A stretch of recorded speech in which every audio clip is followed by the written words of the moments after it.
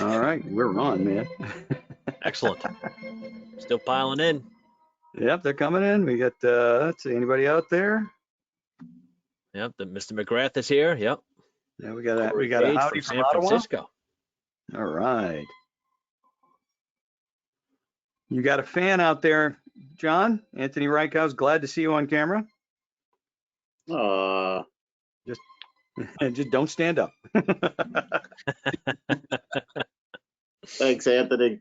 Always good to see you on these webinars, man.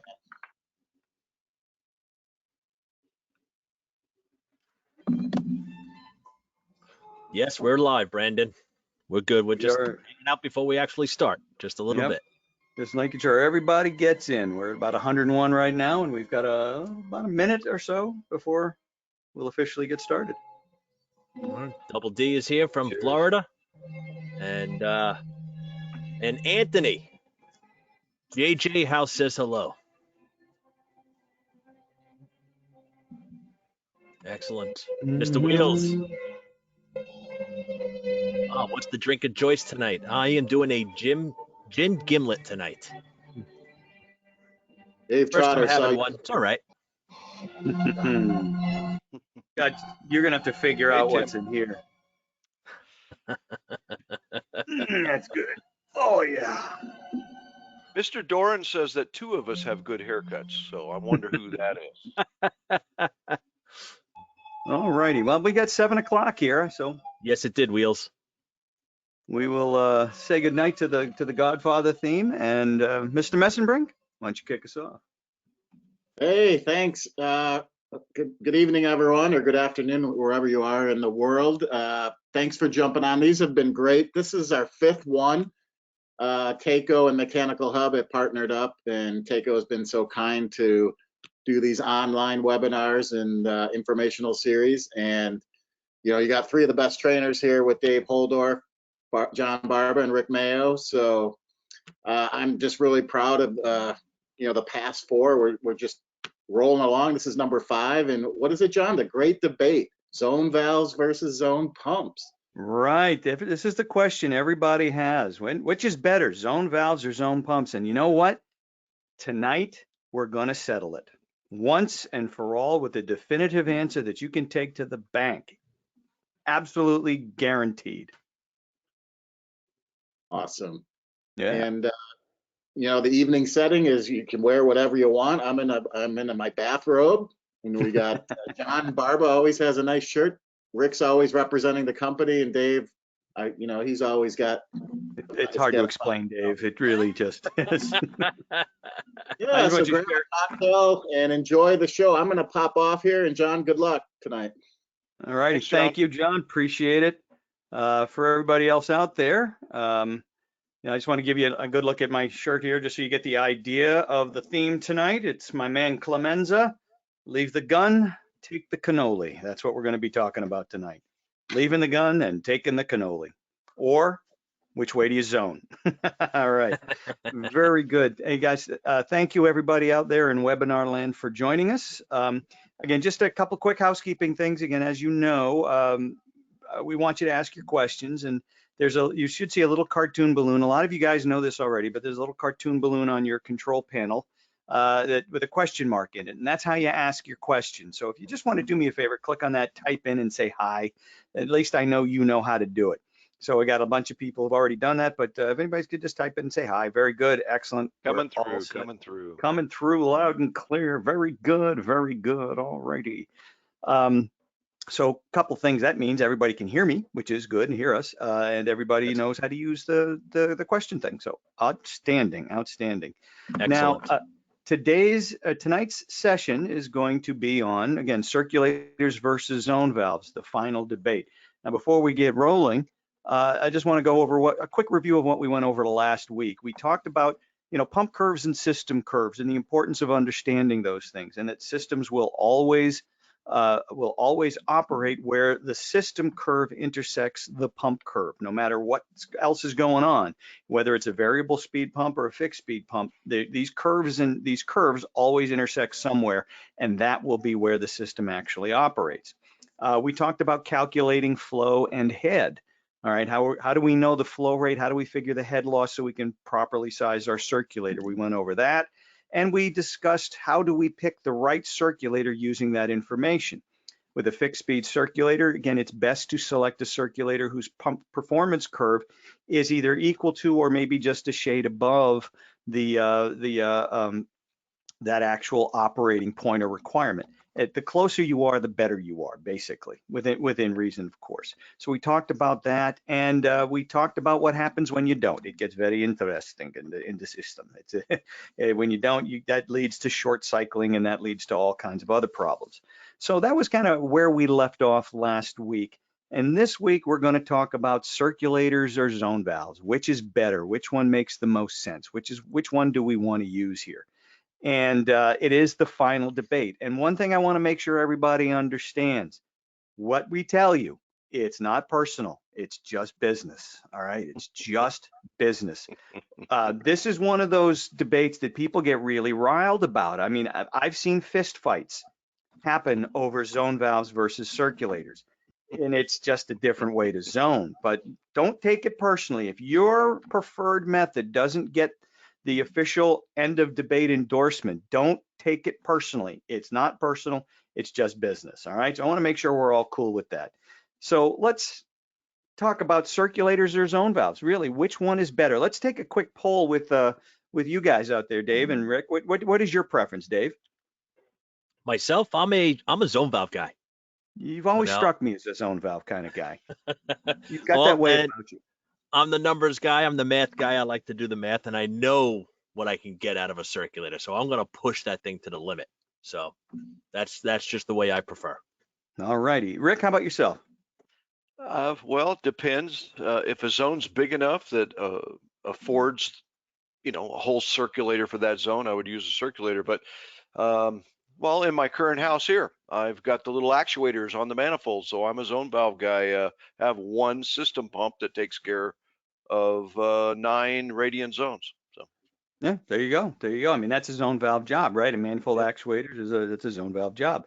We got a lot of different takes out there. Some guys have said circulator, some guys have said both, some guys have said zone valves. So we're kind of all over the place here, and it's okay. It's okay. You can't go both. No, you got to pick one or the other. Well, yeah, I know. I know supposed to pick one, but here's the thing, and here, my friends, is the definitive answer. All right, I told you we'd answer this in the first slide or two.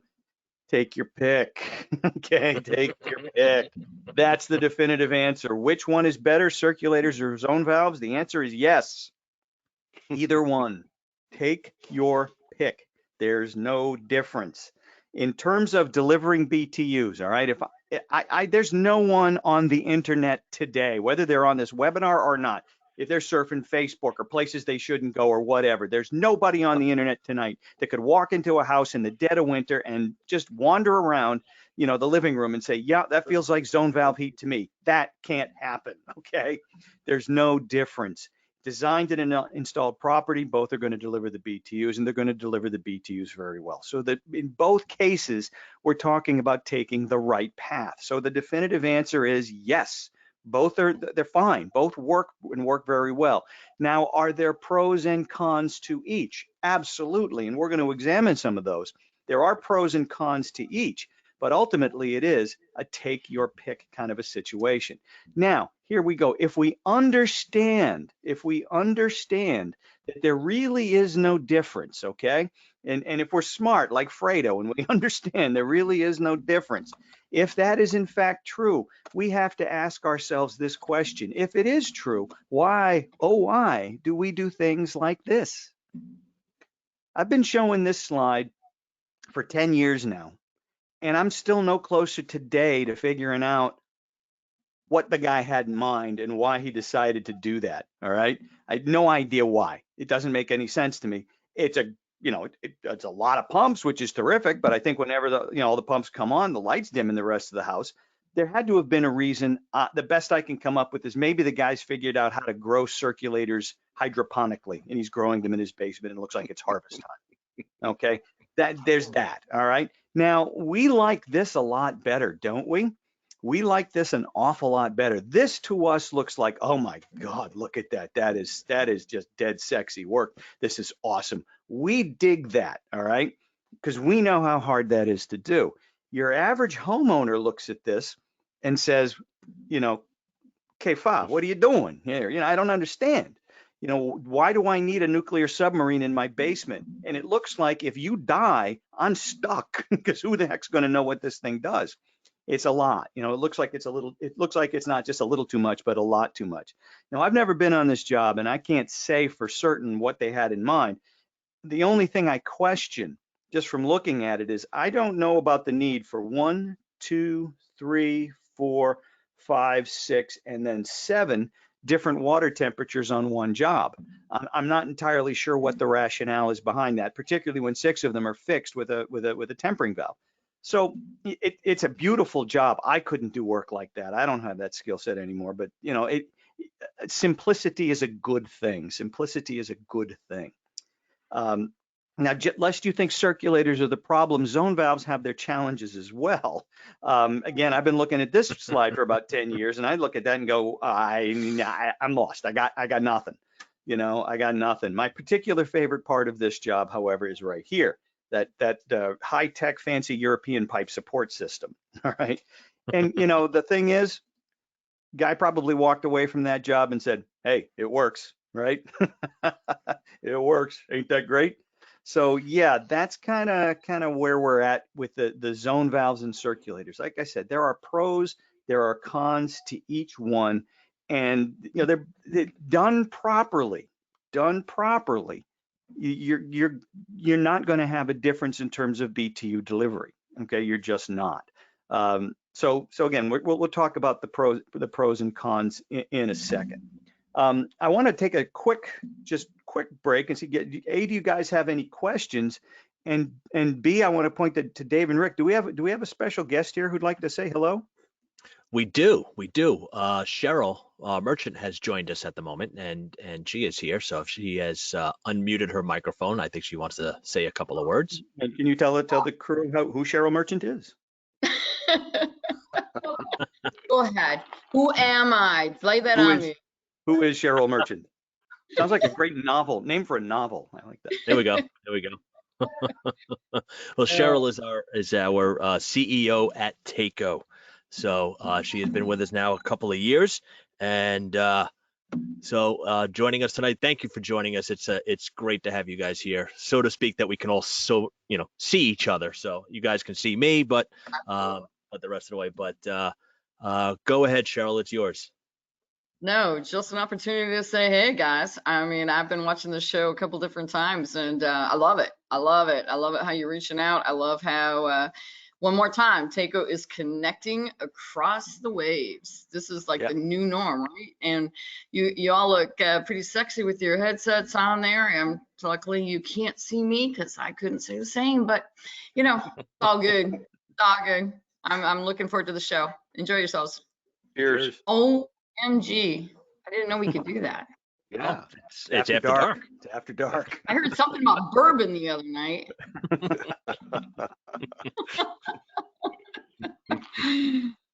All right, it's fun. It's fun. Definitely fun. Thank you for joining in, Cheryl. Rick, I have a bottle like that, Rick, that says this is probably wine. Like this, full of wine? Yes, looks like that, but it says this is probably wine. Just you know, okay. And more than likely is. So yeah. And do we have another special guest that we'd like to say a few words? We do. Mr. John White is also joining us this evening. So good evening, John. How are you? Come on, buddy. I saw him. He came on for a second. What happened? What happened here? I saw that for a sec. Yeah, your camera. Oh, there it comes. Here we go, John. Oh, that camera's kind of jumpy.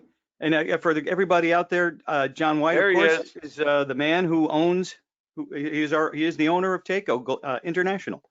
Yeah, and Owner, I follow Cheryl everywhere. And there you you know go. what? It's so great to just have the chance That's cute. to be with you guys. I got to tell you something, Johnny Barba. This discussion about zone valves and circulators, I got to tell you just up front, I go back 40 years. I go back to the days of the 110 pump being the workhorse of the industry Mm-hmm. and the 571, right? Yep. Yep. So I just saw your opening when it said sort of go this way or that way. It's your choice. Yep. It's your choice, man, because I'll tell you, the only way to choose is what you like. That's And it. guess what? We got both. And we got the best of both. And Best it of did both. come down at some point to the 007 and I go back to fight these battles. Oh my gosh, over the years. But I gotta say, it is just so great to be here and to enjoy this time and to share this time Yeah. and to in this weird time to still be together. And you Yeah. guys, Johnny Barber and Dave and Rick, you guys have made it possible for people to be together like this after dark, just to share some time and to spend it together to learn, but to have some fun. And this group of people that are on here, I mean, to take the time and share it with Takeo, you have no idea how much that means to me. Right on. I love this company with all my heart and soul. And what we do is all fun.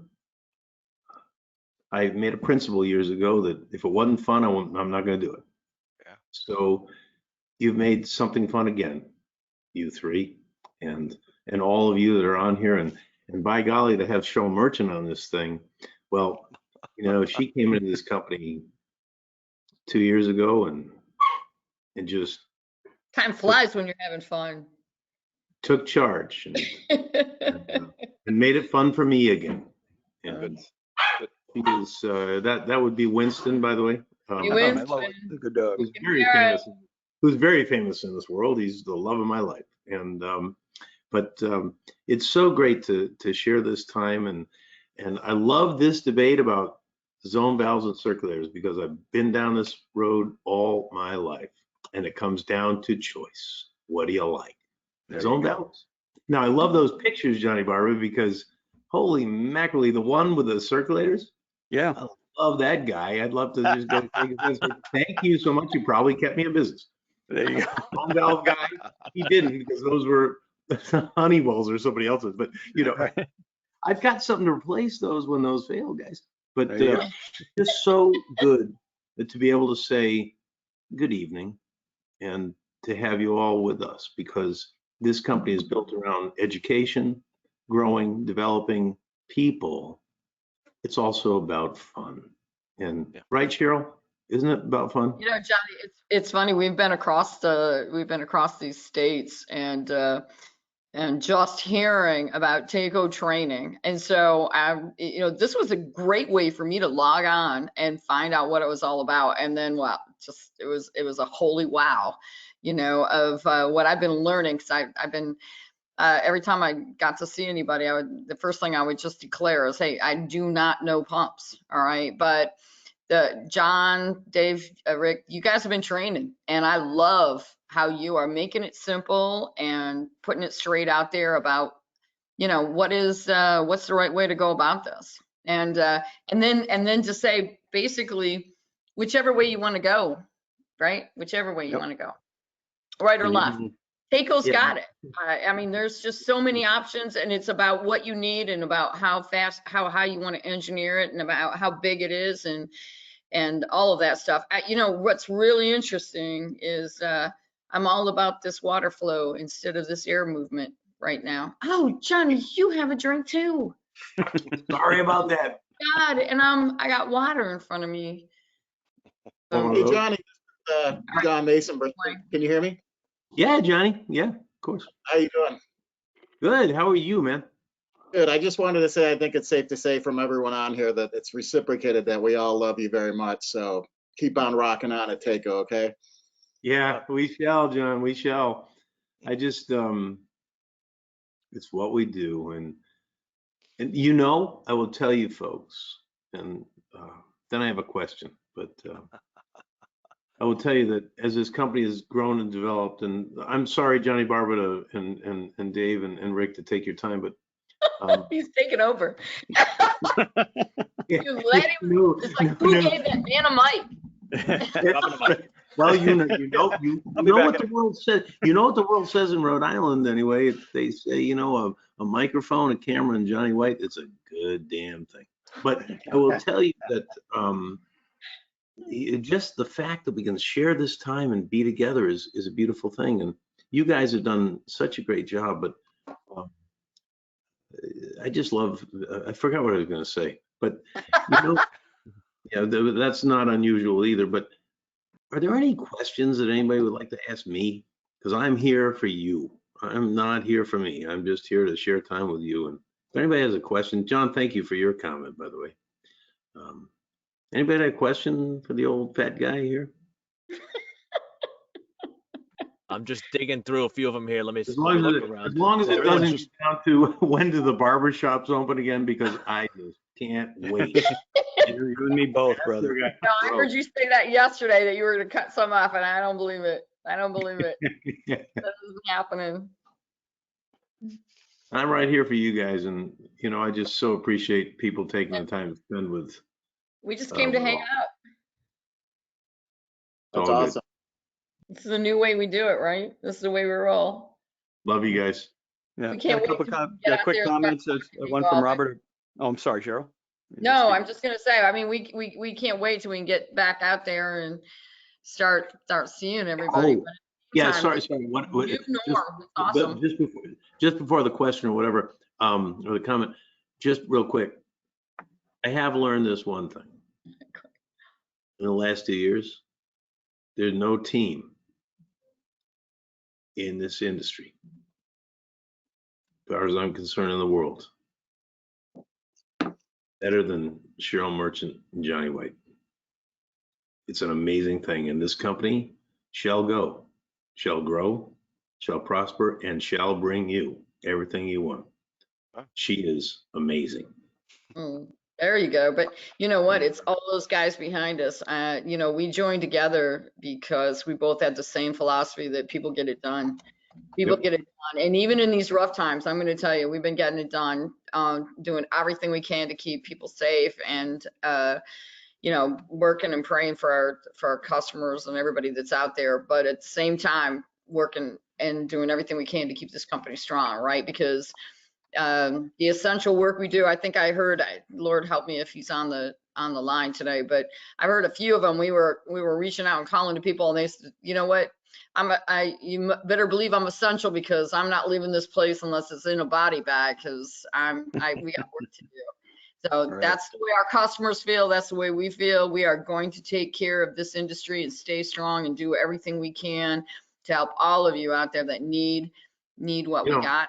And in the meantime, Cheryl, if I may for a sec, on that one, I struggled so hard for in the beginning of this thing to figure out what Takeo could do. We don't make masks, we don't make body gowns, we don't make ventilators, but then the president of the United States redeclared us as critically essential, and I thought that's good, because all of us in this group, we provide hot water, we provide life-saving things, and that's good enough for me. We're doing our thing, and I shall stay in business strong with Cheryl and with all of our team to give you what you need to supply the market with what is necessary to save lives. And that, to me, is pretty damn good.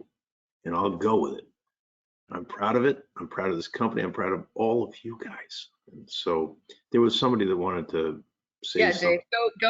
Dave, you had some comment up there. Yeah, there's just a couple. One from Robert O'Brien, who was just saying, where is he? Yeah, just Johnny and Cheryl, thank you for all your support for the industry. It's greatly appreciated. And several comments also kind of said the same thing. One guy said, Johnny, we're looking forward to the next cocktail party at the trade show. So Yeah, well, so am I. So am I. Trust me. 100 year. We were in the middle of a 100-year celebration. Go ahead, John. Anybody out there, anybody that knows Johnny White knows this is killing him, right? I just no hugging.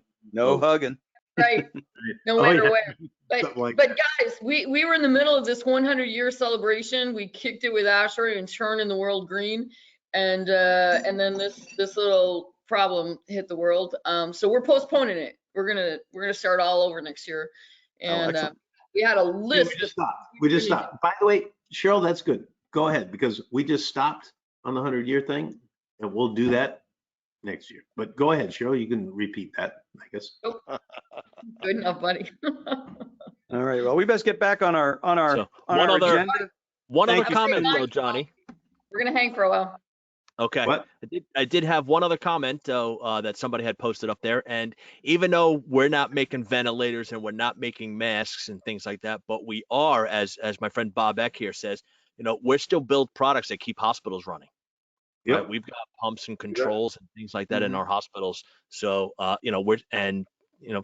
being deemed still a Hospitals, hotels, data centers, Yep. everywhere there is. Hot water, baby. It's hot water for saving life.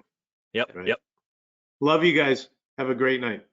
Thank you Johnny. for joining us, guys. Appreciate it. I'm going to watch this. By the way, I'm going to watch and critique. Okay. Oh boy. All righty. All right, guys. Well, again, thank you. It's not often you get the chance to have the owner and the CEO of a company come and spend a little bit of time with us on a webinar. So I really appreciate that. Again, it is the gift of time. And again, you guys are our customers, and just thank you so much for being here with us. And we got some ground to cover. So let's get right to it. Where we left off, we're going to talk about why do you zone with circulators. We said there were pros and cons to both, right? So why zone with circulators? Well, the glib answer is why not? All right. Zone valves are circulators rather. I'm sorry. Why zone with circulators? Circulators are pretty doggone reliable. You have that built-in redundancy, and that's a perfectly legitimate reason for zoning with circulators. Because if you have 5 circulators and one dies, well, you still have 4 circulators. I learned that in first grade, right? So the math is on your side there. If you have a zone valve system with 1 circulator and the circulator dies, you got bupkis. Okay, that's understandable. But then you always think about it. All right, circulators are doggone reliable. So I always ask guys, okay, you want the redundancy of the circulators, but how many boilers you putting in? Oh, just the 1? Because if you think about it, what's more likely to have some sort of an intermittent issue? Something in the firing train of the boiler or the circulator? It just, you gotta weigh the two. But there's nothing wrong with redundancy. Redundancy is an absolutely legit reason to zone with circulators. One of the things we learned last week about circulators, however, is that it is so easy to oversize your circulator to the point of ridiculousness, as we saw.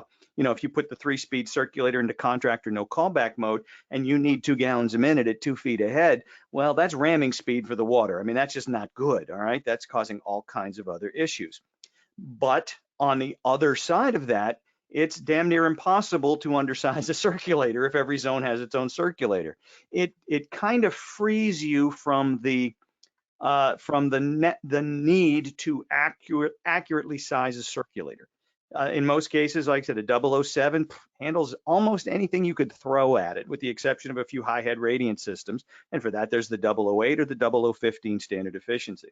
Okay, so you do get that dirty little secret, I guess. If I put a circulator on every zone, I really don't have to worry about circulator sizing all that much. With zone valves, however, it does become a little bit more of a concern. But why zone with zone valves? Well, again, the answer is why not zone with zone valves, okay? Zone valves are pretty doggone reliable, especially those zone sentries that you're looking at right there. The wiring and the maintenance is ridiculously easy. It's low voltage wiring.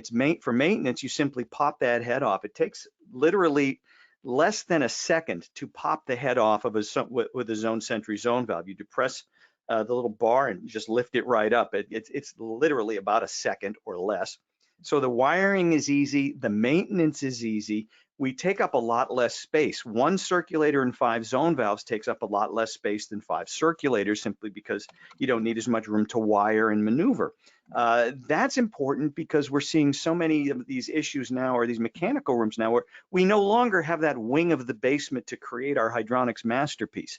What we're left with is trying to figure out how to cram 10 pounds of hydronic you-know-what into a 5-pound closet. And space may be at a premium. So you do have that advantage with zone valves, all right? And it's low voltage wiring versus line voltage wiring. And overall, we're talking about much lower energy usage. By how much? The math here is actually fairly simple. 585 watt circulators versus 185 watt circulator and 5 1.25 watt zone valves, or 1.5 watt zone valves.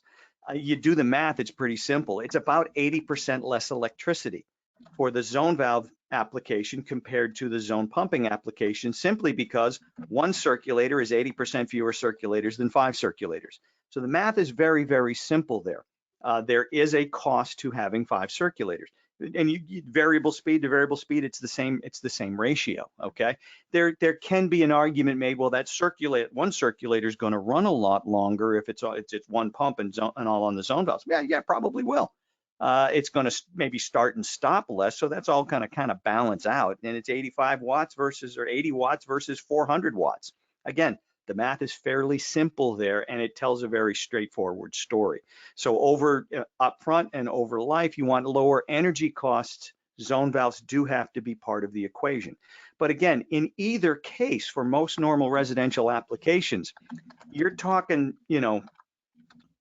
not a whole lot of money, really.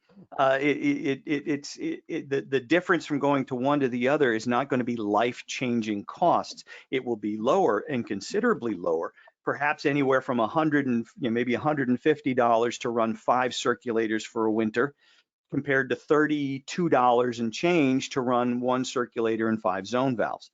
So that's where the numbers will lead you to, at about 15 cents a kilowatt hour. So there's your difference. Now, 120 bucks a winter is 120 bucks a winter. That's terrific. Over a 7-month winter, that's about 17 bucks a month. Okay, that's nice. You cut your electric bill. That's terrific. That is terrific. But 17 bucks a month kind of gets lost in the shuffle. Now you can say, well, what about over 10 years? Well, over 10 years, that's over $1,000 bucks. Okay, terrific. That's great.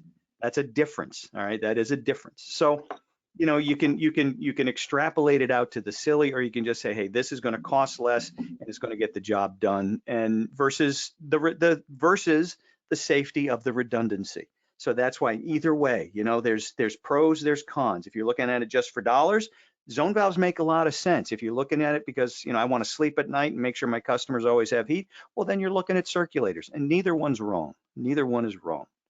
And again, here's that redundancy issue. Yeah, redundancy. If a pump fails, there's no heat. And with redundancy, you can never be too sure. But again, understand, circulators themselves are pretty doggone reliable. And as we mentioned, if you are committed to the lowest overall energy consumption, well, then zone valves do need to be part of the discussion. All righty. Dave and Rick, do we have any questions out there that we need to address right at the moment? I think we're going to be hitting some of that stuff, but a couple comments came in, about zone by zone valve, zone by pump, and one of them was, I just lost it. It just went past me there. Thinking about dollars wise, and it's the cost between a zone valve and circulator style systems. But what you end up really looking at, the comment that came through was thinking about the carbon footprint. Also, not just the dollars to buy the darn thing, but also about the electrical consumption too at the same time.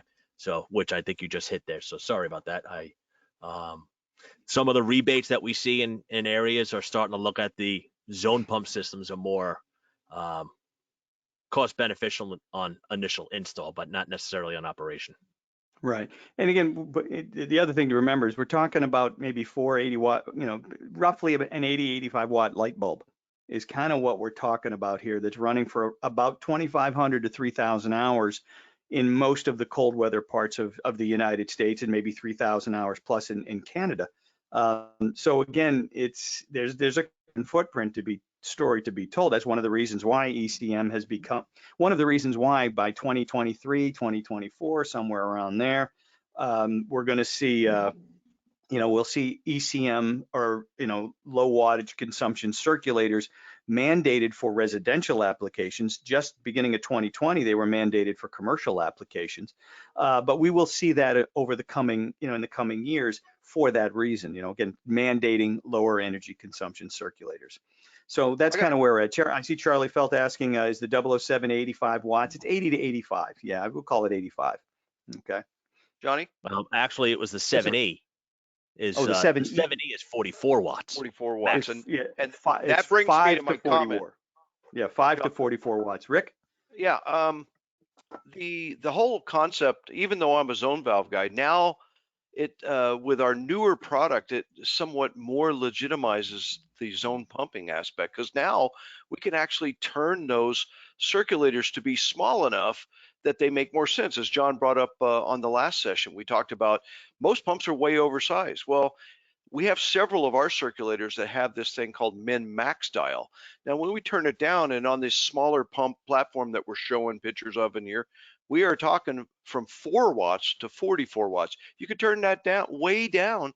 Now that circulator can be small enough that it makes sense and is not eating up that 85 watts, because so it just, I think it legitimizes the folks that want to do it. If you want to do it and you want to save money, step up to the ECM platform, turn that thing way down where it belongs, and go for it. There you go. Yep. And then the 0018E really gives you the opportunity to do that using the app and the fixed speed setting, which we're going to see in a couple of weeks here in our presentations. Excellent. All right, cool. Let us continue now. And I just wanted to show you about the old standby, the Taco 570 series 3-terminal zone valve. People call it a 3-wire zone valve, but in normal applications, it actually is 4 wires. You've got 3 terminals, however. You've got terminals 1 and 2 for the heat motor, and then terminals 3 and 4 for the end switch. They share that terminal. Is there any, people say, well, there's got to be some crosstalk. Yeah, maybe a little, but over these things we've been selling these things since the late 50s, and this is just a rock solid, granite solid zone valve. The crosstalk is minimal to the point of relative insignificance. So don't worry too much about crosstalk, so to speak. They're sharing terminal 2. They're just sharing that terminal. So let's talk about that 571 a little bit, just how it works so you understand. You get a call for heat. So what we have here is you have your terminals 1 and 2 are for the heat motor, which is right here. You have your power supply, which is your transformer. You have your switch, which would be your thermostat at this point, and then your load, which is the heat motor. When you get a call for heat, we complete the circuit and we send current through the heat motor. When that heat motor starts to warm up, it expands. It's like a waxy element. It expands. As it expands, it pushes down the piston and the valve stem. It'll push it down. And as it's pushing down, it's going to push open that seal down at the bottom. It's a slow acting heat motor valve, 45 seconds or more to fully open, depending upon your line voltage to low voltage ratio. And once it pushes that thing down, then the valve opens and then you get flow, okay? And then once it fully opens, then we're going to close the end switch on terminals 2 and 3. And we need a little close-up of that end switch. You see right here, there's a piston, there's a cam on this piston right here. There's a little cam, that little delta looking thing. And off to the side, here we'll get a close-up look at it. Off to the side, there's what we call this actuator tab. And when the valve is closed, this actuator tab is actually pushing down this button that is holding the end switch open. So we're holding that button down, which is holding the end switch open. As the valve stem drops down, it'll reach a point where that tab releases the button and allows that end switch to close. Now we've created another circuit and we'll turn something else on downstream. So that's kind of how the inner workings of that sucker works. Now the tail of the tape, 3/4 inch sweat, is a CV of 6.1, which means it's 6.1 GPM. That valve will impart 1 PSI worth of pressure drop or 2.31 feet of head. 3/4 inch, you're probably talking a max of 4 gallons a minute anyway, so it's going to be obviously less than that. What we do say is its equivalent length of pipe is 20 feet. It's worth about 20 feet of pipe, okay, about or 1 foot a head, more or less. All right. So the amp draw on that thing is fairly significant. It's 0.9 amps at 24 volts. It's actually one of the highest, if not the highest, amp draw zone valves on the market today. So 0.9 times 24 volts, that's 21.6 VA. What we have learned over the years is you can put a maximum of 3 of these on a 40 VA transformer. 3 of these on a 40 VA transformer. Now, if that doesn't get y'all to scratching your head and asking a question, I don't know what is. Because let's think about this. If you're putting 3 21.6 VA zone valves on 140 VA transformer, we're up about 64, 65 VA, right? That's overloading a transformer, right? That's a head scratcher. So yeah, you're talking about 64.8 VA. So if you put 64.8 VA into a 40 VA transformer, what should happen? Well, this should happen, right? We should blow the transformer. We'll let the smoke out and the thing won't work. Well, we have a safety factor here going on, okay? Because we've been there, done that, okay? The safety factor's right here, but it's also built into the transformer itself in terms of impedance protection. All right, impedance protection. What happens is when you start to overload a transformer, initially what it does is it drops the voltage. Okay, so it's not 24 volts, it might drop to 23, 22, 21 or less. That has a net result of slowing the valve action down. So it might take longer than 45 seconds. It might take a minute and a half, maybe longer to fully open that thing. So that's part of it. Now, the thing is with the transformer, you can't do that for very long, and there's no real, you can't say, well, all right, I'll put 10 of them on there and it'll take 5 minutes to open them up. I'll be good with that. It's kind of like a blown transformer is kind of like a blown engine, all right? If you're driving across country and you got a tachometer, you can bury that tachometer in the red and drive for a little bit. You can't drive 150 miles with the tachometer buried in the red. You'll blow the engine. It's the same thing with a transformer, all right? The safety factor that's built into the zone valve, however, is interesting as well. What this piston does is it actually oscillates. It'll bop up and down. So you see this switch lifter right here, and another set of contacts is a heater switch. Again, this is the circuit from the power supply and the thermostat. You see it comes out of the motor, comes down here. We have some normally closed contacts here, and then it goes back, and completes the circuit. But note that the switch lifter, as this cam goes down, that switch will actually move up, that lifter will move up, and it'll separate the normally closed contacts. And it'll kind of go up and down. So that valve is going to oscillate ever so slightly, not enough to affect flow, but just enough to break the circuit and let the thing cool down and go back up. And then the heater switch connects again and it goes back down, and it oscillates ever so slightly. So that amp draw is intermittent. That's the bottom line. The amp draw is intermittent. Okay, so we don't really overload the transformer because we're not always calling on that transformer. So the bottom line is the way this is going to work is when you have 3 of these on there, the only time they're really all going to call at the same time in all likelihood would be upon initial startup, or if you've had an extended power outage and then they all come back on. What's going to happen then is just going to have slow valve opening. It's going to take a few minutes. It may take a couple minutes for them to open. That's the worst thing that's going to happen. Limit it to 3. If you put 4 in there, well, then all bets are off. All righty. It's a trivia time. I just want to make some, see what we have here. Any questions, Dave, that we do need to address before we get into the trivia? Actually, one of them came up a little while ago, and I want to bring it back up again. Let me just pull it up. And it was regards to zone valves installation. And the question was, do we prefer them on the supply or return, meaning close to the circulator or away from the circulator? Aha. Well, I know my opinion. My opinion is I'd put them on the supply right after the circulator, and that way everything's on the supply side. Everything can be isolated, and again, all of your moving parts are in a spot like about this big. You know, I like to keep all my moving parts on one area, so it's easier to service, easy to replace, and it can potentially be prefabricated. What do you guys say? Supply. Yeah. Like I mean, it's just for convenience, really. It really doesn't make much of a difference. You know, I mean, instead of bending over and trying to work on a zone valve when it's down low to the floor, if you put it on the return side, you know, if I'm looking at cast iron boilers, but yeah, I've always put them on the supply side. Doesn't make a difference to me. Yeah, it's not going to make a difference. Some people say, well, they'll bang if they're on the supply or one or the other. The banging is caused. We're going to talk about that actually next week. The banging is caused by the pump. It's caused by a poor selection of a circulator. In nine times out of 10, it's because you use the wrong pump on the job, a high head pump. Moving them to the return's not going to make that much of a difference. All right. Very good, very good. Okay. Yeah, the Excellent. way I learned it many years ago was you want to think about a hydronic system when troubleshooting or taking a look at it is imagining filling the system with marbles, and that marble is the exact same size as the pipe. So whether the zone valve is on the supply or the return side, the marbles have to stop moving, right? When the valve closes or when the valve opens, they start moving again. So I don't think it really, like, that doesn't change much there.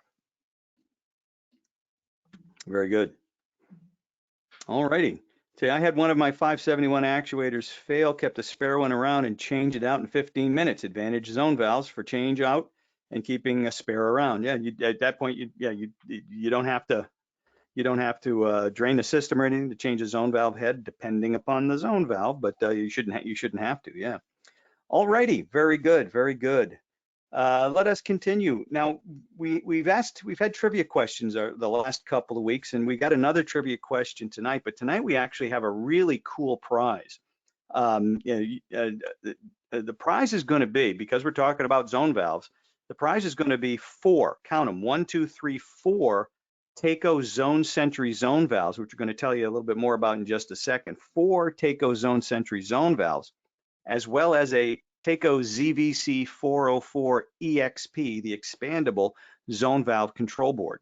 So you get 4 zone valves and a controller, and an expandable controller for tonight's Taco trivia question. So let's line this thing up. And if you between now and by the time we end the show, we just type in your answer. All right, in the question section, like you're asking a question, we'll put them all all the right answers into a cup, and we'll pick out a winner over the weekend and get in touch with it. So here we go. The Taco trivia question of the night is, now Taco's first product back in 1920 was the sidearm water heater, and it became so popular that the term Taco heater became generic in the industry around the Northeast. These things were just known as Taco heaters. But the trivia question is, what was Taco's second product? What was Taco's second product? Okay, if you know the answer, type it on in, and we will pick a winner over the weekend. All the right answers will get thrown into a hopper, and we'll pick out one at random. So, what was Taco's second product back in the 20s? All right, right after the Taco heater. All righty, that's out there now, and we can continue here and see where we go to next. Oh yes, the Zone Sentry. Now that's the Zone Sentry. One lucky winner is going to win 4 of those guys. The Taco Zone Sentry. We have the 571, which is the highest power draw zone valve on the market today. We also have the lowest power draw zone valve on the market today, and that's the Zone Sentry. The Zone Sentry. It's a ball valve type of a zone valve, and its consumption is 1.44 watts, and you can put up to 12 of these on a 40 VA transformer. If you want to think about the math there, it still works because, again, the power draw on this is also intermittent. If you had this thing connected to a power meter and it was you were reading the power draw, the little meter would just kind of go poof, poof. It would just peg and go down, up to 1.44 watts, down to next to nothing, up to 1.44 down to next to nothing. The way the zone valve works is it's a ball valve, right? So we need power to power open the ball valve. This is in fact a power open, power closed zone valve, but we were able to do it with just 2 power wires instead of the normal 3. The way we can do that is in the motor, there's an onboard capacitor. So when this thing powers up, the light's going to flash for a few seconds, and we're going to power up that capacitor. Once the capacitor's powered up, it'll power open the zone valve. Now, once a ball valve is open, you don't have to hold power on it all the time to hold it open like you do with, a power open spring return synchronous motor type zone valve. This will just, once it's open, it stays open. So the amp draw is intermittent. What it will do while it's doing that little poof, poof, poof thing and taking some intermittent draws, what we're doing is we're topping off the capacitor. We're making sure that capacitor remains charged so that when the call for heat is over and we kill power to the zone valve, the stored energy in the capacitor will drive the ball valve closed. So it's power open, power closed with two power lines, which again, usually you need 3 wires. This one we can do it with 2 because again, we kind of thought it out a little bit. So again, it's power open, power closed. You also get a visual. That green dial up at the top is an indicator of whether it's open or closed. So visually you can look at it and say that thing's open or that thing's closed. And you can also use that dial to manually open and close the valve. So it's very easy to manually open and close. You don't have to, pull a little thing out of a notch and, the sharp edges and yank it open and all that. It's very, very easy to do because it's literally like opening a ball valve or closing a ball valve. So again, it's a very neat zone valve, and it also has a built-in clutch. And I'm going to throw it back to Dave. And if Dave, do you want to do this now, or should we do this more towards the end, the demonstration of the clutch? Anytime you want to. I just got to move the camera. All right. Why don't we do it why don't we do it towards the end? I want to make sure we plow through a lot of this other stuff. But let's do it towards the end. I think that'll work out okay. And you get to see the clutch, the built-in clutch. If you've ever manually opened or manually closed a zone valve and then forgotten to put it back into the normal position and left the job site, you're going to love this built-in clutch. It saves you a lot of aggravation, and it's dead simple.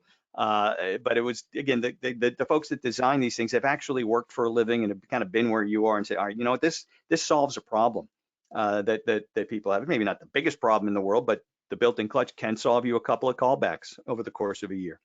So we'll demonstrate that in a little bit. I want to go into some basic layouts and a little bit of wiring here in our last few minutes. Again, zone valve application here, we show an ECM circulator, okay, 007E, a 0015E3, VR1816 or the 0018E, or even our Delta T pump, the VT2218.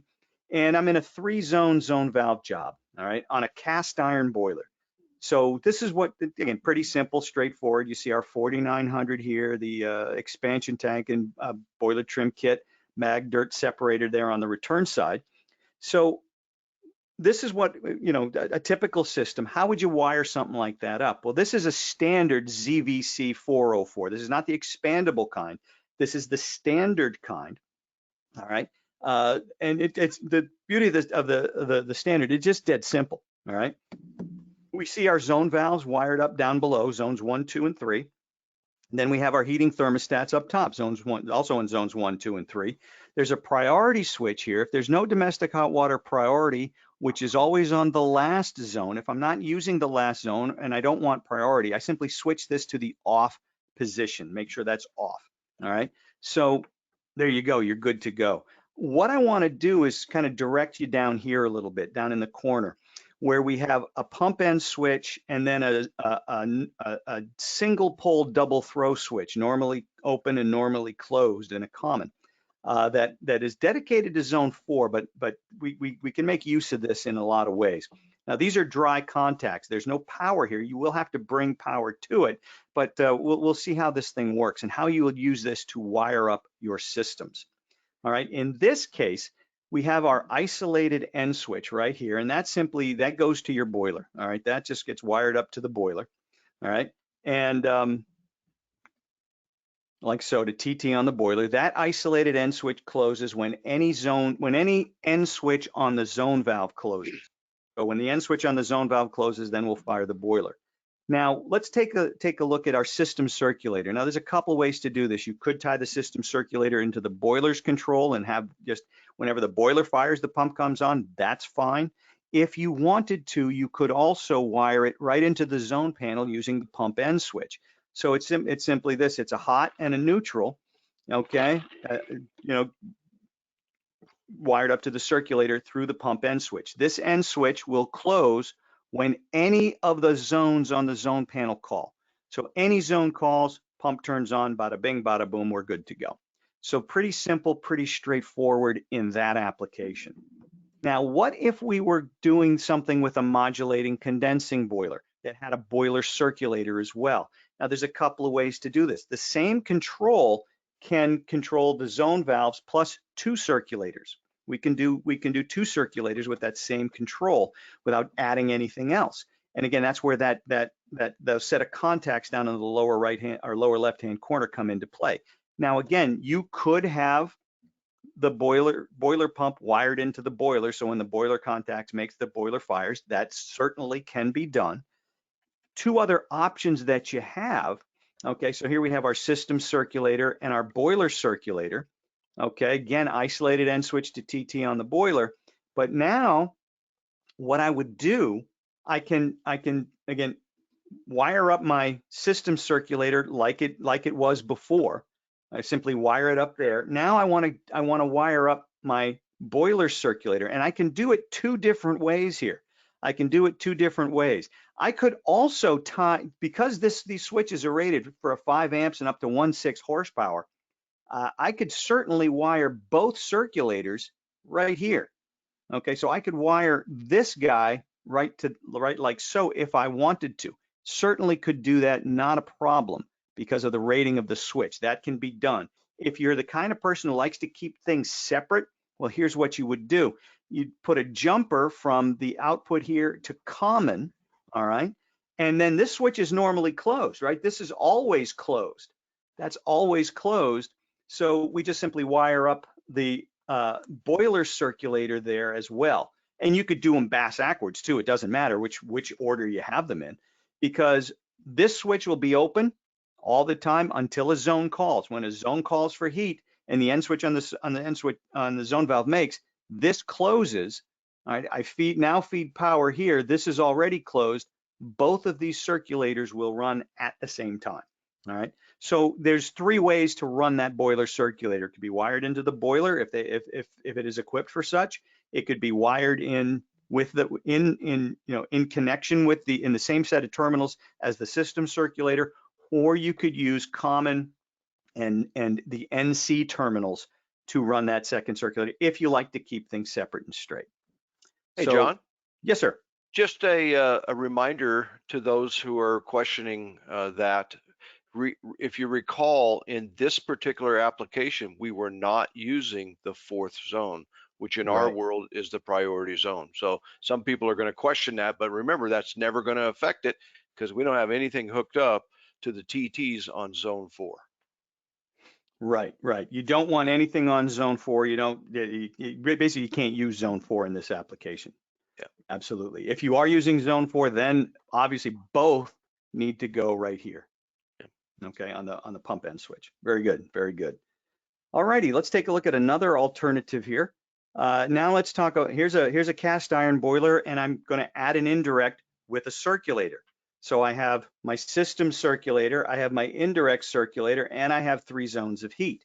My 4th zone will be the indirect. All right. So on the thermostat side for the indirect, that's where I'm going to wire in the aquastat. That's the input. I'm going to put my priority switch into the on position, and then I'm going to wire both of these pumps very similar to what I just did.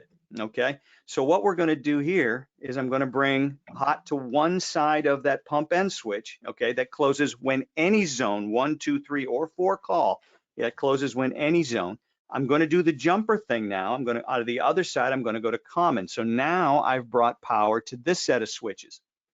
Now, when I get a call for heat, I want the system circulator to come on, all right? When I get a call for heat, I want the system circulator to come on. So I'm going to wire that into the normally closed position, okay? So when this closes, this is already closed. My system circulator comes on. I deliver flow to my zones. Now, the indirect circulator is going to be wired to the other terminal, the normally open terminal. That's going to be wired to the normally open terminal. And what causes this switch to go from the switch to go click and open what was closed and closed what was open is going to be the call on zone 4.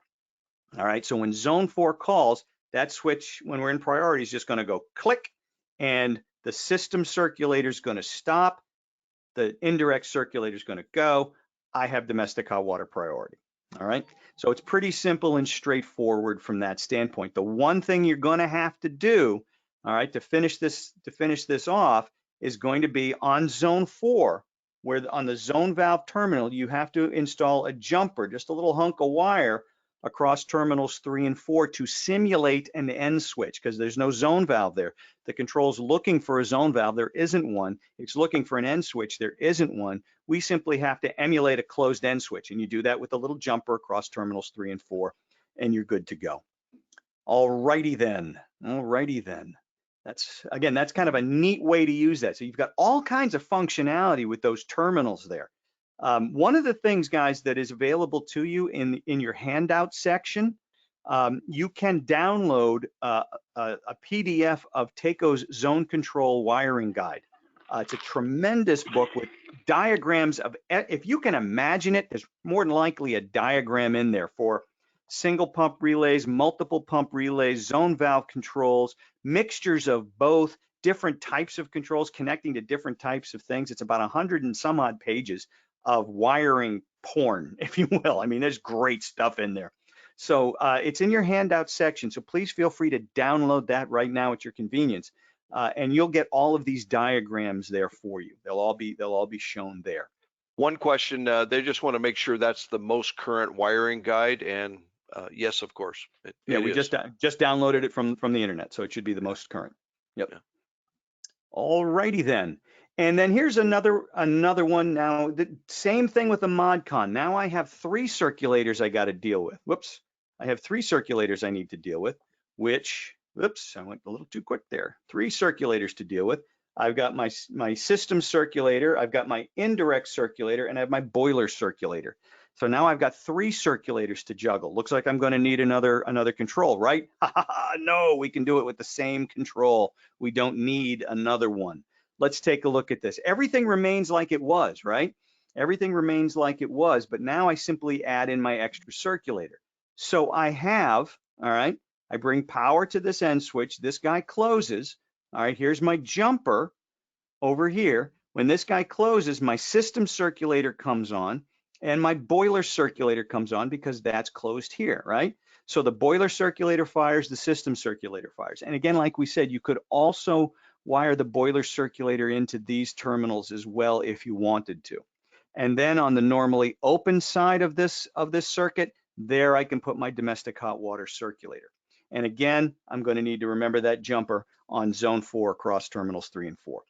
So again, another interesting way to use this simple control to run 3 zones of heat plus an indirect, 3 circulators and 4 zone valves with one standard control. It's not even the expandable one, it's the standard control. So again, a lot of flexibility is built in as long as you understand what those inputs are for and what you can do with them. Again, a lot of flexibility. One of the clarifications is just the jumper again. So that was a question. You brought it back up. Just understand that we're talking about a zone valve control box, right? So if we're going to use that last zone, that priority zone for us, we got to make sure it's looking at a closure of the end switch. There's no end switch there, but we're pretending there is one by jumping 3 and 4. And there was a couple of questions on that, John. Right. Yeah. You just to put that jumper across 3 and 4 to just trick the thing into thinking there's an end switch there is really all you have to do. Yeah. All righty then. All righty then. So last thing I want to show you here is the expandable zone valve control. It's basically the same thing on steroids, if you will. We've got a lot of extra things in here to give you additional functionality. At its bare bones, it does the same thing. It opens zone valves. You wire up thermostats, you can control pumps. It does the same basic thing, but it has some areas in which you can do different stuff. All right, you can do different stuff. So we have two end switches right here. Whoops, let me go back up. Yeah, we'll show them over here. Right, I've got two end switches right here. The main end switch goes to TT, and then the priority end switch, which is for ModCon boilers that have a separate domestic hot water input, a domestic hot water TT. So it'll override the boiler's reset. So I have two end switches, one for the priority and one for the main for the heating. This little Molex plug here allows me to plug in some add-on controls. If I have an old boiler that I'd like to add reset to, I could do that with the PC700. It's a plug-in module. It's very simple to use. It's already been programmed for a cast iron boiler for the Northeast, so you really don't have to do much of anything other than plug it in here and wire up two sensors.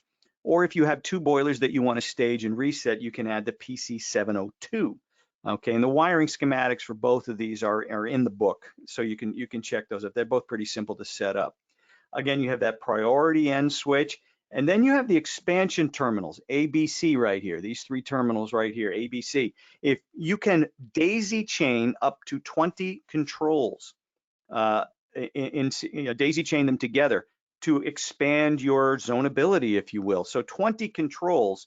And if they're all 6-zone controls, that's 120 zones. Gang, if you need more than 120 zones, we have another division of the company that you'd probably want to talk with, okay? Because that's a lot of zones. But you can do up to 120 zones here. If you need more, good God, I want to see that house, okay? But yeah, but you have that available to you. It's ABC to ABC to ABC. So ABC, easy as 1, 2, 3, do, re, mi, baby, you and me, according to the Jackson 5. So yeah, you've got that's pretty easy to do. Then you've got some added functionality down here with these little dippy switches, and the dip switches give you some more functionality. So if I have multiple controls, I have my primary control and my secondary control with the unfortunate naming here. The primary control talks to the boiler. All of the secondary controls talk to the primary control, the main control. You can turn your DHW priority on or off right here. If you're using the PC700, you can switch from normal operation to reset. That basically lets the PC700 determine when to close the XXN switches to fire the boiler and when to not. So it's taken over control of that switch. We have post purge, all right? We have post purge. So after the last zone has finished calling, what post purge will do is it will basically run your priority zone for a period of time so you can dump whatever residual heat might be left in the boiler into the indirect tank or your priority zone for storage so you don't lose it up the chimney. So that's what the post purge will do. We also have priority protection on and off. Priority protection is standard on the standard relay, meaning you get 1 hour of priority, and if something goes wrong, well, okay, you got 1 hour, cowboy. If you can't satisfy the domestic load in 1 hour, we're going back to making heat so we don't freeze up the house. With this, you could turn that off if you wanted to. I'm not sure why you'd want to, but you could. And then we have pump exercise, and you can turn it on or off. And then you also have the ability to set the duration and the frequency of the pump exercising. It can run for 30 seconds every 2 weeks, or it can run for 4 minutes every 24 hours. Now that 424 sounds kind of arbitrary, but what 424 is, it's actually done for areas, particularly in Canada, where they have open systems. All right, where a water heater that's making the hot water for the house is also being used for a unit heater or something else. And by code, you have to cycle that pump for 4 minutes every 24 hours. So that's why you have that 424 option. Alrighty then. Now, there's your pump exercise and duration. So that's the presentation. I think we did pretty good on time. And let's give you the trivia answer. So Dave, what time do we have here? This is Dave and Rick. What time do we have here? Right now it is 8:07. It's 8:07. So no more answers after 8:07 will be accepted. So the question was, what was the second product that Taco made after the original Taco heater?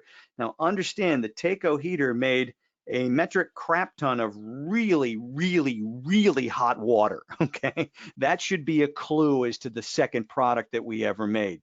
Yeah. In order to keep from burning people to a crisp, we came up with the mixing valve or the tempering valve. That was our second product.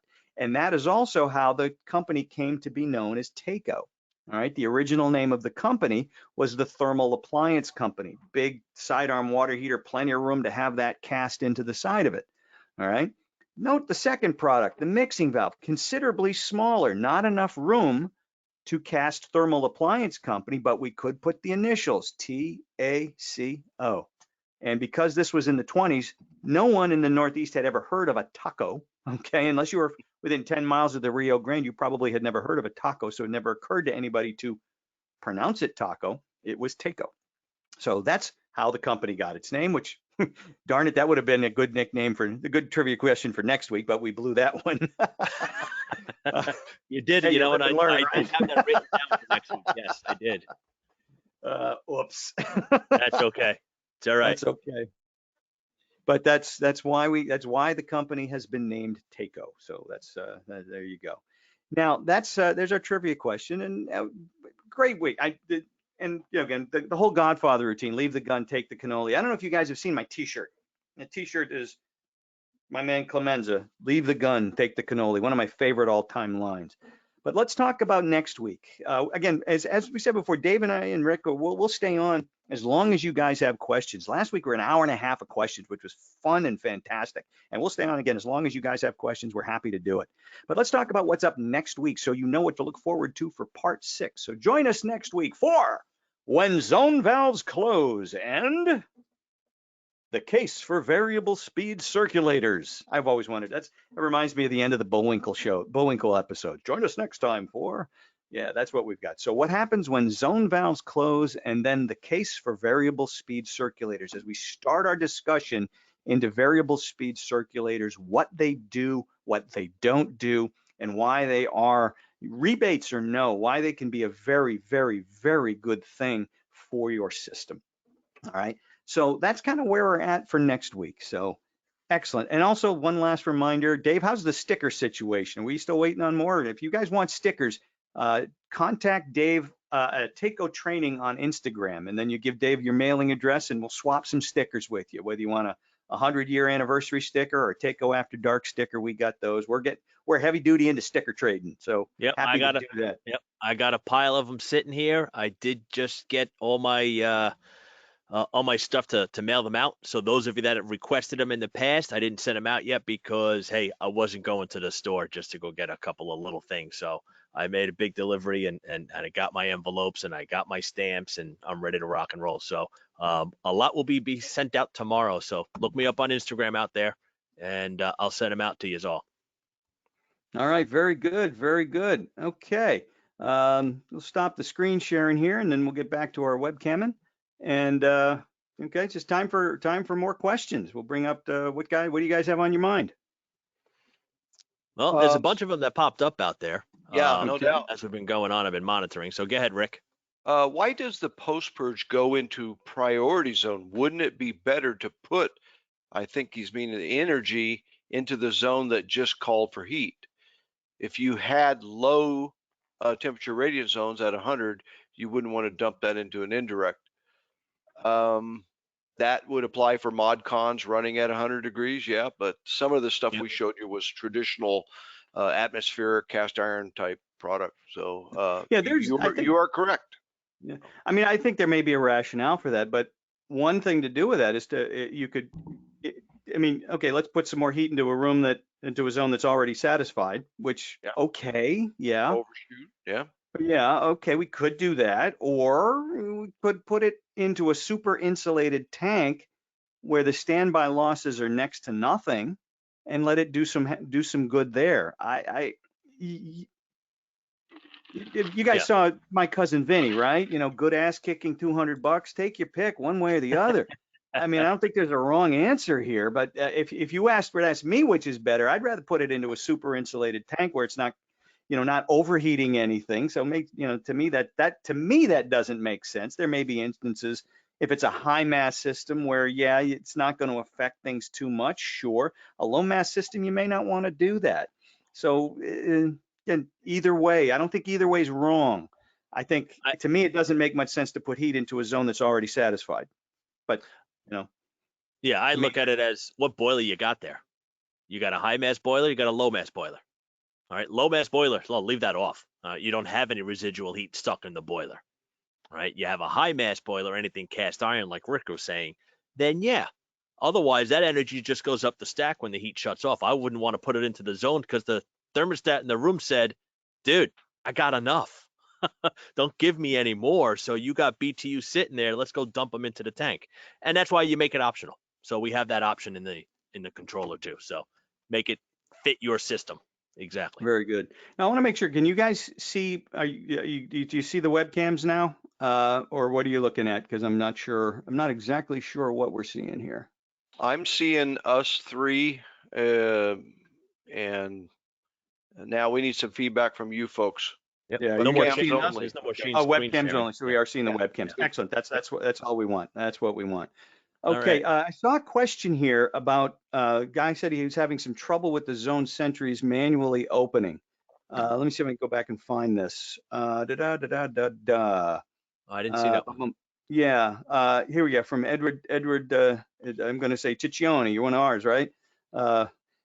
Just to comment on the zone on the zone. I'm sorry. I presume you were saying that, talking about the zone sentry. Yeah, the sentry zone valve. Yeah. He had trouble manually opening them and he broke the knob.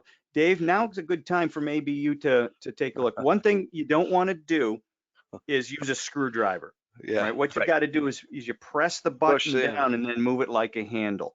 And Dave's Yeah. going to show you how that's done. Yep. So that was one of the things that we had changed. The initial versions of the Zone Sentry, we had a big old slot in the top there. It was just begging for a screwdriver. Right. So you got a big screwdriver in there. Now it's a much smaller slot, so it's not going to be a big screwdriver, and we don't want it to be a pair of channel locks on that knob. Now, just like any ball valve that you have out there, when they're brand new, what do we hate about them? They Gotta don't pop 'em. turn, right? Yeah, Gotta you pop can't. You 'em. got to break the seal. Yeah. This is what I want you to do. If you put in a Zone Sentry in any job site, the first thing you're going to do, no matter what style you got, whether you got a thread, a sweat, a press style, what's the first thing that every single guy does? You take the head off and get it out of the way, right? So there's just a little silver tab on the bottom here. What I want you to do before you take that power head off, just raise it till it's past the locking tabs and use the head to break the seal for you. So much easier to do that first, then take it out. Then when you go to put it back in later on and you want to manual override it, then you can easily do that. So use the power head as your lever, so to speak. But here I'm going to move the camera so you guys can see a little bit closer. And I wanted to just, while you're doing that, Mike Reichert had asked, do you have zone valves that are Pro Press ready? I think Dave just addressed that. Yeah, the Zone Sentry is available threaded, sweat, inverted flare, and Pro Press. So right now I want to show I've got two zones that are calling, as you can see by zone 1 and 2 on the panel. Zone 3 is off. And I am sure everybody here that's joining us tonight, it's either, you've left the zone valve manualed open. Now, in order to manual this, I'm going to take my headset off. So in order to, manual one of these open, you take this knob and you push it in and turn it. Okay. So now this one is overridden. It's over in and locked in the open position. That's it. That's all you had to do. And same thing if you had one that was open, if you needed to close it, you just push the knob in and turn it again. So Which is better the than knob running is always around going trying to to open follow and the close pipe. thermostats. Was that John? I'm sorry, which is better than running around trying to open and close thermostats. Yeah. Okay, right. Yep. So this one got left open. You went home and you Oops. forgot to close it. So the homeowners are calling you up saying, hey, it's getting hotter in here. And they're going up to the thermostat and they're lowering it as cold as it can be. If it's set for 60, it means it's going to get colder faster, right? So, so this is what you want to tell them to do. Make that thermostat call for heat again. So I'm going to make that thermostat call. And as you can see, there's a LED light up on the top here. It might be a little tougher for you guys to see. It's flashing. What's happening now, when you push that knob in, you disengage the clutch and then overrode it and opened it up. So now as the call for heat occurs, you tell them to raise the thermostat above the room temperature and That click you just heard was the clutch being re-engaged. So now this is back open again. Tell them to turn it on for 5 minutes, turn it off, and you'll see the valve close. And vice versa, the one that is manual close, it's getting colder in the space, just tell them to turn the thermostat off to lower, to raise the temperature or lower the temperature, and then the clutch will re-engage and you're back up and running again. So that's built into all of the zone valves to eliminate that extra job site visit. So you don't have to take a run back out there. They can fix it on their own. Very good. Very good. That should help. That should help out a lot. Again, it's a nice little feature. Here's another question on the priority protection. If it exceeds the time limit, will it reset the temperature back down on a radiant system, or does it just open the other valves? And priority protection, if I'm understanding your question correctly, this is from Tim Dice.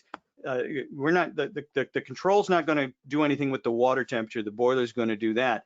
I think what you're asking is what happens with the domestic TT in that respect. Do we override that still, or does it go back down to normal reset? Okay, Dave, Rick, do you have an answer for that? If I understood the question right, yeah, as soon as the aquastat on the indirect is done, then we will shut that. If it's a zone valve, you can't get any flow by it, but the pump will continue running. We just won't, we'll allow the energy from the boiler to go into the indirect. I think I understood that. I think you're talking about if we go through that priority, if we have that priority protection and the aquastat doesn't satisfy in an hour, and after an hour it's just, okay, we're going back to making heat.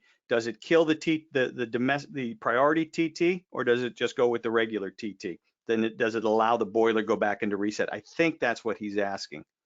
And and I know what it does. It will go back to all 4 zones will work at the same time. It's no longer just the priority zone. It just takes that zone out of priority. But that's a question. I think if we don't have an answer, we'll have to find that out for you, Tim. Yeah, we'll find out. Okay, very good, very good. So it's always good to get questions you don't know the answer to. That's how we all learn. There we go. There we go.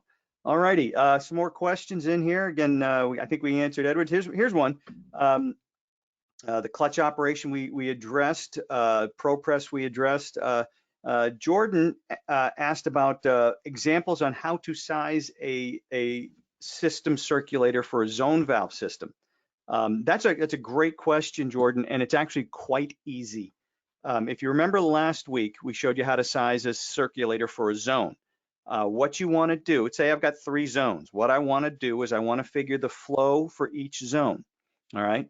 And then the head loss for each zone. So say I've got 3 zones. One zone is 2 gallons a minute at 5 feet ahead.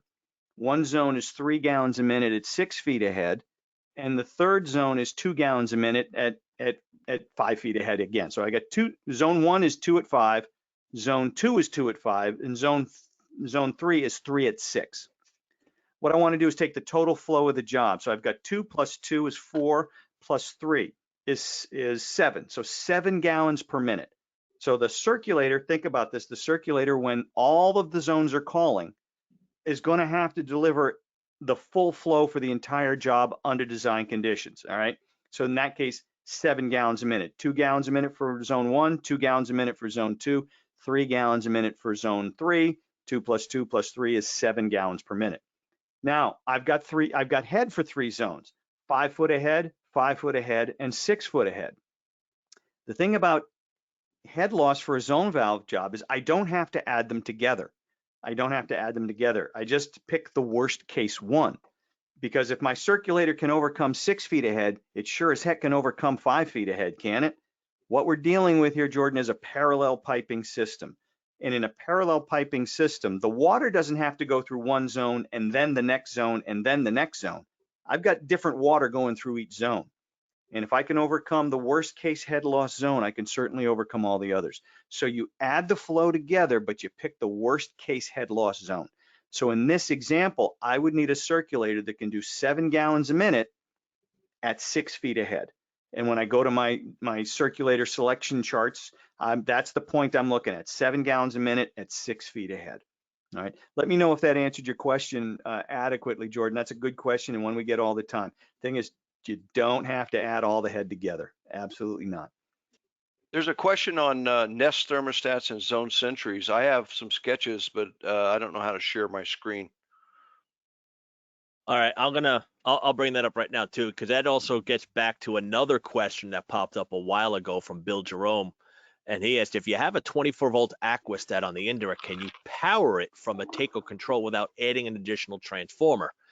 And I'm looking at that as related to Nest style thermostats, okay? Any Wi-Fi or power super hungry thermostats. And it's gonna depend, meaning the power that's needed to power everything up. What we have on the ZVC boards is typically enough for the zone valves themselves and the board itself. You may have to do a little bit of math and find the amp draw on all of them and go through what John was talking about on our VAs on the transformers. Each ZVC has a different size transformer that's in there. If you find out your volt amps are larger than what is supplied in the panel, we do have at Tech Services at Takeo, they have drawings put together for zone valve controllers, the new ones and the old ones, as well as SR panels on how to wire in an external transformer. That's probably the biggest thing you need to look into. If you get weird stuff happening, meaning zone, the thermostat blanks out when another one kicks on, if you've got more than one in one project, you might need a little bit more power on there. Is that what you're about to go after too also, Rick? Can you see my screen? Cannot. No, I don't have it shared. You might want to, do you have a share screen on your Yeah. control panel? It says share. No one can see your screen. Click the start screen sharing, and that's what I'm trying to do. Nope, I'm just making you the presenter. Okay, let's try that. Now can you see it? There we go. Okay, let's get rid of my pictures. Okay, everybody can see that? Yep. I would imagine. Okay, good. So this just kind of gives you an idea of how Nest hooks up. The question was, how do we do Nest thermostats with zone sentry zone valves? So that's what these sketches kind of show you details on. In this case, we've got 3 wires. Okay, so you can see how those hook up. Okay, we got W1, we got C, we got RH that come into R and W and C. Pretty straightforward. As we move on, sometimes if we only have 2 wires, we'll want to use that resistor. And this is a 1K ohm half watt resistor that goes right between W and C as shown here. And hopefully that answers some questions. I'll look at some other things as well, on zone pumping. Again, if we got 3 wires, notice how I'm stealing some power over here on a switching relay. And then on this last sketch, it shows I'm doing the same thing with a resistor on that W side. So it just shows you about 4 different examples of doing Nest thermostats and either zone valve controls or switching relays. Hopefully that answered your question.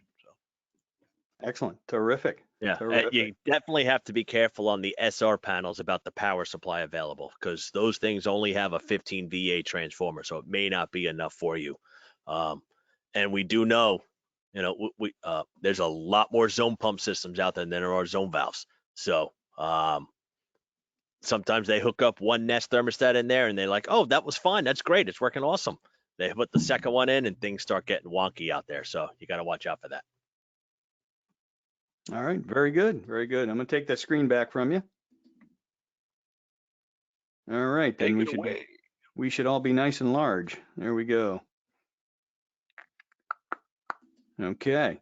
Some more questions. Let's see. Boom, boom, boom, boom, boom. Priority protection should be in the on position for the 1 hour limit on the expandable panels, asked Stephen. Yes, they should be. Robert O'Brien asked an interesting question about zone valves and indirects. Zone valves and indirects. What are your guys' thoughts there? Go ahead, Dave. Oh, it's going to be an it depends. I mean, it's going to depend upon the circulator choice that you have for the main system, and whether or not that circulator is going to be able to handle the pressure drop of the zone valve and the pressure drop of the coil itself. So, you know, it works as long as you get them to open them up quick enough and the priority control. So you just got to watch on designing your circulator. Sometimes it just becomes more economical to design with 2 circulators compared to 1 circulator. It's going to depend on the size of the system, on what you're looking at there. What's your experience? I would look at the indirect and see what the flow requirement is. And most of the time that will kind of push you toward a separate circulator for that indirect. Again, there's a bunch of different indirects out there, but most of them within their documentation in the back of their manuals say, this is what we told you needed for flow if you want this kind of recovery that we listed. So you would make sure that you can provide that. Sometimes that's hard to do with just a zone valve and a system pump. It's a lot easier to do with a dedicated circulator for that indirect.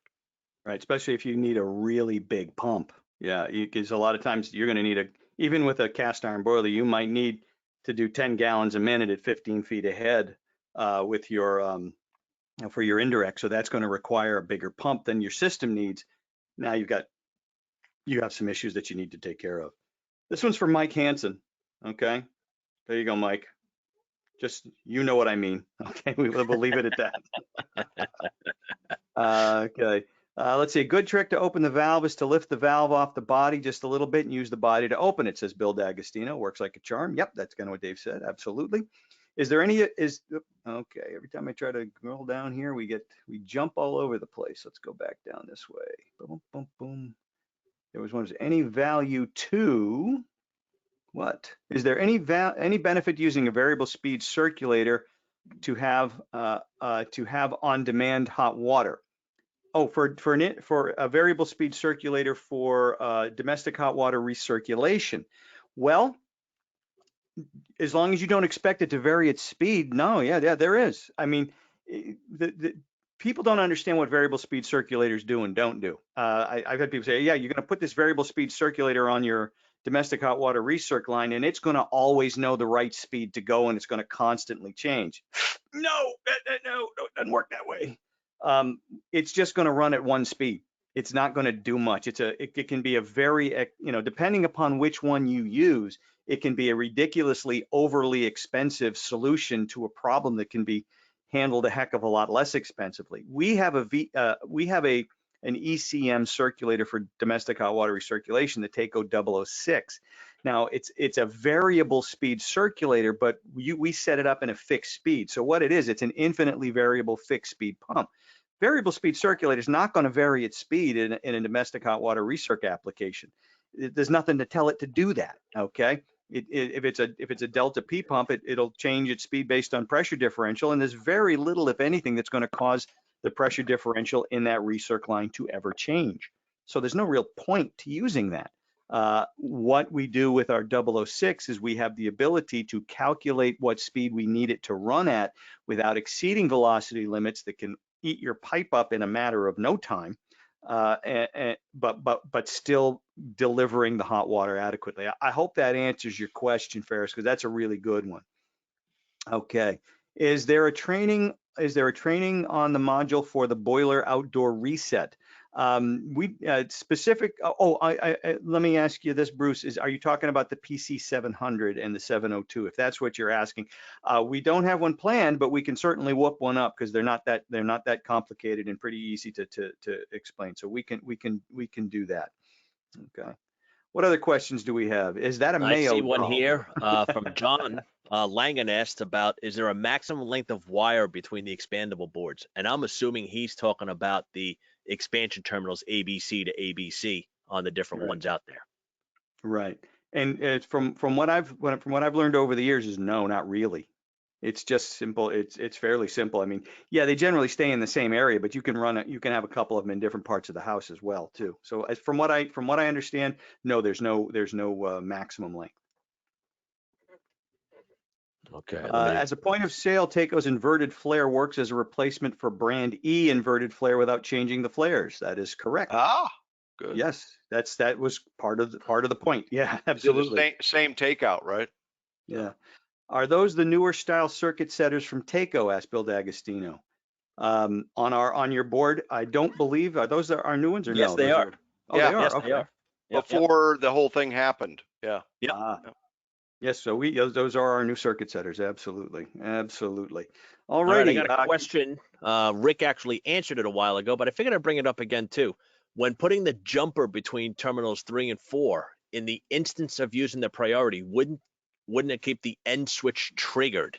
Well, in our zone valve boards, you need 2 terminals. You need 2 switches closed in order for it to trigger on the TT on the boiler or your pump end switch to fire. You need to have the switch closed on the thermostat and the zone valve end switch closed in order to kick on those 2. So you got to have both of them. So no, it would not keep it on in that respect. Okay. Stanley Barge, how you doing, Stanley? He asked if the wiring diagrams, I'm presuming you're talking about the nest diagrams, are they in the handout? No, they're not, but we can make sure you get those, Stanley. And what we can do is actually in the follow-up emails, if we get those, we can upload them and you can download them. We'll put a link in the follow-up email for you to download those if that'll work for you. If we can do that, Rick, if that's okay with you. We should be able to make that. So can I just do I yeah. slide it in the handouts? Is that how you do it? Yeah, well, yeah. Do you have the ability to I do have that? it. Yeah, I Oh. think I just drop it in there, right? So Yeah, if you can do that, great. Dave couldn't figure it out. I'll work on it. You guys talk away. Okay, terrific, terrific. All righty. Let's see. Les Bassett, I have 3 zones plus an indirect, but no mixing valve on the DHW. Can post-purge overheat the indirect if all 3 zones shut down for 5 or 10 minutes apart? In this scenario, the indirect would get extra heat 3 times in a short period. Well, yeah, you're storing that energy. Now, it runs for what, about 2 minutes? Not even 2 minutes. Post-purge is about 2 minutes. So yeah, how much can that overheat? I mean, that water is going to absorb a lot of BTUs. Can you overheat that? Probably, yeah. You can overheat that if you don't have a mix valve there or mix it it's conceivable. It is something to be watchful for. In that respect, a mix valve at the tank is always a great idea. Not only does it expand the usable capacity of the tank, it protects the inhabitants against exactly what you're describing there, Les. So yes, we always recommend a mix valve on the hot water tank. Absolutely. And one of our later sessions, we're going to be talking about indirects, where the numbers come from, what they mean, how to figure recovery, and we're going to discuss mix valves on those things to help expand their capabilities. All righty, very good, very good. What else do we have here, guys? Here's another one. I can't drop it in there. So if anybody wants the pictures of the nest wiring in the Zone SENTRY, you've got my email address, ricmay@takocomfort.com. So, there you go. and I'll send it to you. Yeah, and if you want to email those to me, I'll upload them and I can include a link in the follow-up email as well. Right. We can do it both ways. Absolutely.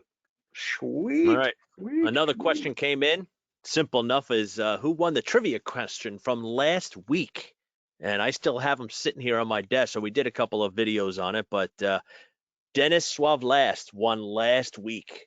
So this is your ticket still from last week. And the week before was Gary Thompson that gets the 0018E. Dennis is getting the 0015E3. So John and I will do the drawing sometime later this week, before next week, and we'll figure out who won the Zone SENTRYs and the ZVC controller. Very good, very good. Okay, Jordan wants to get me on a rant about pressure differential bypass valves. If I got zones with 10-foot ahead, 3-foot head, and 3-foot ahead, would I need a pressure differential bypass valve? Depends on the circulator, man. If you use a 007E, that's a 10-foot ahead constant pressure, a constant pressure variable speed pump. Now, what we're worried about with the pressure differential bypass valve is, we're going to be, are we going to cause those zones to bang when they close? All right. In this case, I don't think you'd need one if you picked your circulator appropriately, if it was a flat curve pump. If you were to use, let's say, a 0015 standard efficiency or a 1558 and you had it in contractor callback, no callback mode, I don't care what the zones are, you're going to bang. All right. They're going to bang because when those short zones close, we're way up on the pump curve, and that's what makes it bang. So again, it depends. It depends on what pump you use. Pressure differential bypass valves depend on the pump you use. In many cases, a pressure differential bypass valve is the price you pay for insisting on using the wrong pump on a zone valve job, but don't get me started. You did that on purpose, Jordan. Yes. All righty. We'll run into that next week. Actually, got a question that popped up a while ago from Ethan. And he has a job that he would like our opinion on. So he's got a project where it's got a radiant system installed about 15 years ago. And now they wanted to hook it up to the old slant fin boiler that's there. And no temperature sensors that are put into the floor at all. Old house, radiant floor on the main floor, and the second floor is cast iron rads. What's the best way to hook it up control-wise?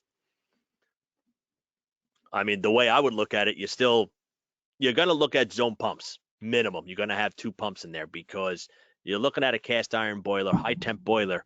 You need to have a low temperature for that first floor. So you're dropping in a new mixing valve. And then after that, another circulator. Depending on how it's piped out, meaning how the pipe is run into the floors, is now how you zone that side of it. And if they've got one manifold, you drop actuators on it. If they have multiple manifolds, it's either a zone valve in front, or zone pumps to each one, depends on the size of them. So that's the way I'm kind of looking at the control-wise on that side of things. But definitely need to temper the water down, bring that temperature down on that radiant floor. Don't let that 180 go in that slab at all. Very good. Very good. All right, a lot more questions. How important is it to use check valves on zoned systems? Rick, we'll throw it to you. Oh, Give me an example. Picture's worth 1,000 words. I'd have to look at the schematic, and then I'll tell you where the check valves belong and where they could maybe be not required. So I would generally, say if you're doing zone valves, no check valves. If you got zone valves on the systems, I wouldn't see check valves in. If you're talking about IFCs in your circulator or any flow check after the pump itself, if you're zone by zone valves, I would not put in a check valve because you could get not necessary. Yeah, it's overkill. It's not going to do anything. But I've also found some experiences and some zone valves out there that when you close a zone valve and shut the pump off and you got hot water in there at 180 degrees and it cools, the pressure changes in between those two areas now. And you might have a difficulty trying to open a zone valve now because it doesn't have enough torque to swing that open. We don't experience that on the zone sentries, but other zone valves do have that issue. So I try to, if you do a zone valve system, no check valves on the circulator. If you're doing zone pumping, then yeah, definitely check valves all day. Yeah, so you don't get backwards flow. Very good. All right, here's a good one. How do we get a Taco cutoff sweatshirt like Rick's? Well, first off, you got to have the guns like Rick does. I mean, that's a gun show waiting to happen right there. Those guns are long gone. They left with the Lorax. Yeah. Sun's out, guns out. Guns out, guns out. There you go. There you go. Plenty of questions on that little doll behind you, Dave. So a lot of. Oh yes. People be digging the Lorax back there. There you go. Mr. Wheels, Mr. Weiland sent that over to me. That came yesterday. I got a big kick out of that, man. I couldn't believe that showed up here. So thanks a lot, man. So I do have to go find a nice little yellow shirt to put it on them too at the same time. Here's one from Zvi Borenstein. Sorry to bring up a competitor's product, but Caleffi has great tank mixing valves. They do. Caleffi makes world-class stuff, really excellent products, and it's a tremendous company. They're very, very good competitors and great people. We make great mixing valves too, so just to get that one in there. But yeah, both very, very good products from both very good companies. Absolutely. Why does it look like John and Dave are drinking at home and Rick looks like he's working hard in the office? Because that's reality. That's what happens. You guys are missing this. Okay? So that's the Mayo. Did you not see me drinking? I guess not. So yeah, that's not coffee in there. That's why I stay so, you know, keep my V shape by drinking hard. There you go. I'm in shape. Rounds of shape. I'm in shape. See, I'll leave the gun, but I will take the cannoli repeatedly. All righty. Very good. Very good. We had close to 200 viewers tonight to answer Steven Jensen's question. A couple guys asked that how many we had. Should you use a pressure differential valve and a zone valve system for safety's sake to reduce any chance of zone valves banging? Okay.